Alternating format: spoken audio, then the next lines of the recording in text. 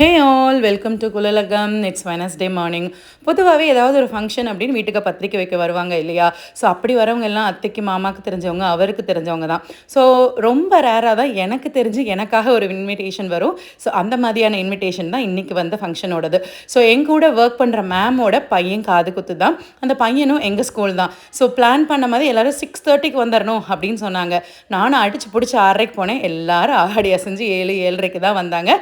So நான் போய் ஆளாக உட்காந்தாச்சுங்க. ஸ்டேஜ் டெக்கரேஷன்லேருந்து எல்லாமே சூப்பராக இருந்துச்சு. ரொம்ப நாளைக்கு அப்புறம் ஒரு லெஷரான டைம், அதுவும் என் ஃப்ரெண்ட்ஸ் கூட ரொம்ப ஹாப்பியாக டைம் ஸ்பெண்ட் பண்ண மாதிரி இருந்துச்சு. அண்ட் 8 o'clock மார்னிங் அப்படிங்கும் போதெல்லாம் நான்வெஜ். நானும் ஃபஸ்ட்டு ஹெசிடேட் ஆனேன், அது எப்படி காலையிலேயே சாப்பிட முடியும் அப்படின்ட்டு. பட் எல்லா டிஷ்ஷுமே டாப் நாச்சாக இருந்துச்சு. பிரியாணிலாம் அவ்வளோ டெண்டரைஸாக இருந்துச்சு. அதில் இருந்த மீட் எல்லாமே அண்ட் ரைஸ் எல்லாம் அவ்வளோ சூப்பராக இருந்துச்சு. வயிறு ஃபுல்லாக காலையிலேயே பிரியாணி சாப்பிட்டாச்சு. அப்படியே கிளம்பி ஸ்கூலுக்கும் ஓடியாச்சுங்க. டாடா பாய்.